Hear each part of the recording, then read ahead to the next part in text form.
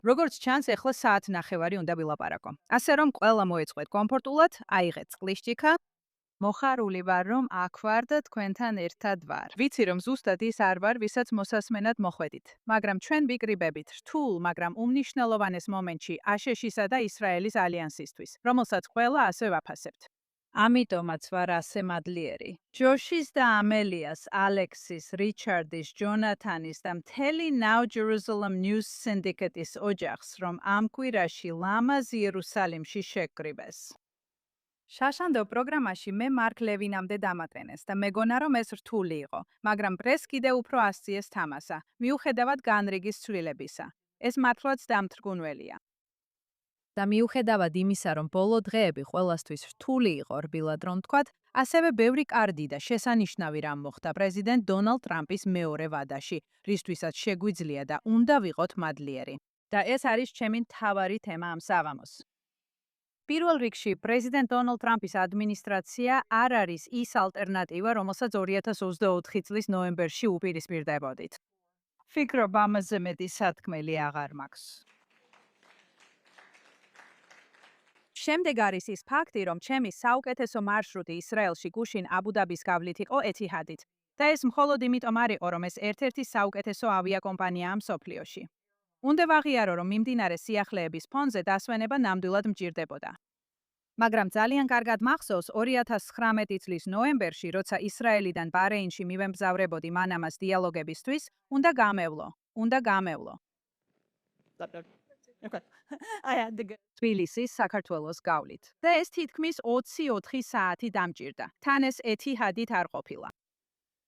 ჩემთან მქონდა აბრაამის შეთანხმებების პირველი ვერსია, რომელიც უნდა გამეზიარებინა საუდის, ემირატისა და ბარეინის კოლეგებისთვის. ფაქტი, რომელიც მაშინ სპეციალურად გავაჟღერე აქსიოსთან, რომ შემეძლო ეს ჩემს ბოლო წიგნში შენიშვნად ჩამერთო. და ჩემი ერთ-ერთი ყველაზე ძლიერი არგუმენტი ამ კოლეგებთან აბრაამის შეთანხმებების სასარგებლოდ იყო ის, რომ გჭირდებოდა ნორმალიზაციის შეთანხმებები, თორემ ჩემი ჯანმრთელობა ვერ გაუძლებდა ახლო აღმოსავლეთში მოგზაურობის სირთულეებს.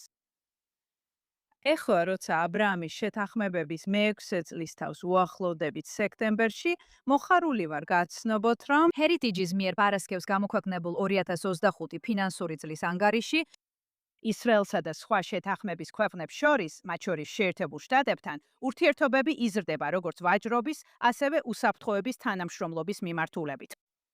დუბაი ახლა მეორე ადგილზეა ნიუ-იორკის შემდეგ, იმ მიმართულებებს შორის, სადაც ისრაელიდან მოგზაურები მიემგზავრებიან. და ისრაელმა ახლახან ისტორიული უსაფრთხოების თანამშრომლობის შეთანხმება გააფორმა მაროკოსთან. ეს ყველაფერი ომის დროს მოხდა 7 ოქტომბრის შემდეგ, როცა ბევრი სკეპტიკოსი დიდი თავდაჯერებით წინასწარმეტყველებდა, რომ შეთანხმებები ჩავარდებოდა.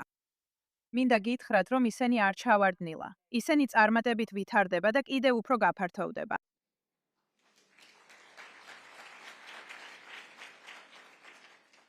როგორც მე და ჩემი კოლეგა აშე ფრედმანი ცოტა ხნის წინ დავწერეთ, ეს გაფართოება მოხდება იმ ქვეყნების საკუთარი ინტერესების გამო, რომლებიც ხედავენ საოცარ სარგებელს შეერთებულ შტატებთან და ისრაელთან პარტნიორობაში. ჩვენ ვიხილეთ ჩვენი ერთობლივი სამხედრო თანამშრომლობის უზარმაზარი წარმატება, როგორც შარშანდელ ოპერაცია Midnight Hammer-ში, ასევე წლევანდელ ოპერაცია Epic Fury-ში, რომელიც წინა ოპერაციაზე დაფუძნდა. და განსაკუთრებით ამაღელვებელი იყო იმის წაკითხვა, რომ ისრაელმა რკინის გუმბათი განათავსა აბუ-დაბიში, რომელსაც ისრაელის თავდაცვის ძალების ჯარისკაცები მართავდნენ, რათა გაერთიანებული არაბეთის საამიროები დაეცვათ ირანის რაკეტებისგან. ჩვენთვის, ვინც ბოლო წლებში აშშ-ისა და ისრაელის ურთიერთობებზე მუშაობდით, როგორც მთავრობის შიგნით, ასევე გარეთ, ამ საოცრად წარმატებული ერთობლივი ოპერაციების ხილვა, რაც ალიანსს ჩვენს ნაწილებზე მეცხვდის, ძალიან სასიამოვნო და დამაკმაყოფილებელია. ვიმედოვნებდით, რომ ასე იქნებოდა. ფიქრობდით, რომ ასე იქნებოდა, მაგრამ ეხლა უკვე ზუსტად ვიცით, რომ ის, რაც ამერიკამ ისრაელთან ერთად ბოლო 40 წლის განმავლობაში შექმნა, ნამდვილად გამორჩეული წარმატებაა. და ამ ძალის ეფექტები შეიმჩნევა არა მხოლოდ თეირანში, არამედ მოსკოვსა და პეკინშიც. ჰავანაზე რომ აღარაფერი ვთქვათ. გასულ წელს ჩემმა კოლეგამ რობ გრინუეიმ და მე გამოვაქვეყნეთ ანგარიში, რომელიც ეფუძნებოდა ჩვენს მუშაობას ტრამპის პირველი ვადის განმავლობაში, აშშ-ისა და ისრაელის უფრო ფართო სტრატეგიაზე. პირველ სტრატეგიაზე, რომელიც ამერიკას ოდესმე ქონია. პრეზიდენტმა ტრამპმა მას ხელი მოაწერა 2020 წლის დეკემბერში, მაგრამ ჩვენმა შემცვლელებმა, როგორც მოსალოდნელი იყო, ის ნაგავში მოისროლეს. როცა რობი და მე 2023 წელს ერთად აღმოჩნდით ჰერიტიჯში, გადავწყვიტეთ პროექტის აღდგენა, რათა ახალი ეპოქისთვის გზა დაგვეგეგმა. ესე ქვია Levandale JNS-ის კონფერენციას. თანამედროვე ისრაელის სახელმწიფოს დაარსების 100 წლის იუბილესთან მიახლოებისას, რომელიც რა თქმა უნდა 2048 წელს აღინიშნება, მოუთმელად ველი თქვენთან ერთად ამ დღესასწაულის აღნიშვნას.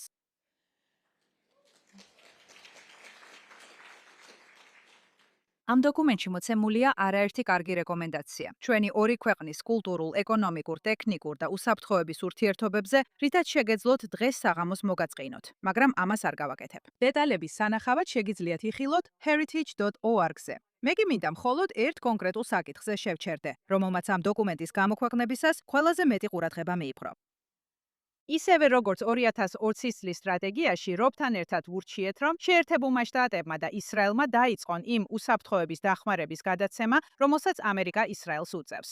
სადარაო სამხედრო დაფინანსებიდან, ანუ FMF-დან, საგარეო სამხედრო გაყიდვებზე, ანუ FMS-ზე, დაახლოებით 20 წლის განმავლობაში ყოველწლიურად დაახლოებით 250 მილიონი დოლარის ზრდით, რაც შემდეგ ერთობლივ სამხედრო პროგრამებში ჩაიდებდა ინვესტიციას.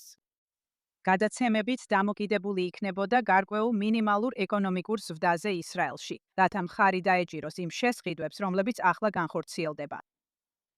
საკმაოდ გასაკვირად ჩვენი ანგარიში შოკით მიიღეს ვაშინგტონის ოფიციალურ წრეებში, სადაც 2016 წლის ურთიერთგაგების მემორანდუმით უზრუნველყოფილი უსაფრთხოება ჩვენს ორ ქვეყანას შორის თითქმის ერთადერთი გარანტირებული ფინანსური წყაროა თავდაცვის დეპარტამენტის ან ახლა უკვე თავდაცვის ოპერაციული დეპარტამენტის ბიუჯეტიდან.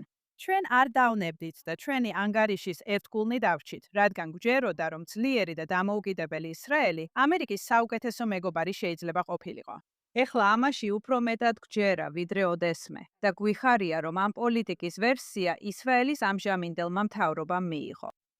სინამდვილეში ის, რაც პრემიერ-მინისტრმა ბენიამინ ნეთანიაჰუმ შემოგთავაზა, ბევრად უფრო დაჩქარებულ ვადებშია, ვიდრე ჩვენს ანგარიშია მითითებული, მაგრამ ამაზე მოგვიანებით თავად მასთან შეგიძლიათ ისაუბროთ. დასასრულს, როცა ჩვენმა დიდმა მეგობარმა სიდ როზენბერგმა, მე მაქვს ერთობლივი შეთანხმება სიდ როზენბერგთან და მარია ბარტირომოსთან დილის შოუებზე. გადაცემაში გასულ კვირას მკითხა, რატომ მიყვარს ისრაელი.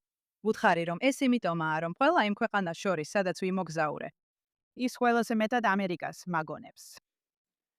10 წლის წინ. მადლობთ. არ ჩანს, თითქოს ეს 10 წლის წინ იყო, მაგრამ 10 წლის წინ მე დავწერე წიგნი სახელად დეივიდ სლინგი, დემოკრატიის ისტორია 10 ხელოვნების ნამუშევარში. შემიძლია მოგვიანებით უპასუხო კითხვას, თუ როგორ დგას ხელოვნების ისტორიკოსი დღეს აქ თქვენს წინაშე. ეს ყველაფერი დონალდ რამსფელდის დამსახურებაა. ეს ამბავი საკმაოდ გრძელია, თუ მერე მეტი მასალა დაგჭირდება.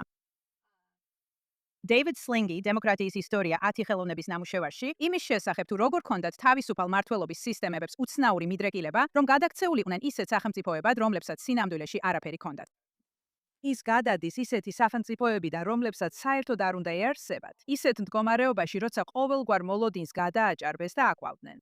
და მე ამაყად ვაცხადებ დღეს, რომ დამოცემის მე-10 წლისთავის აღსანიშნავად Encounter Books ნოემბერში გამოსცემს დეივიდ სლინგის მეორე რბილყდიან გამოცემას.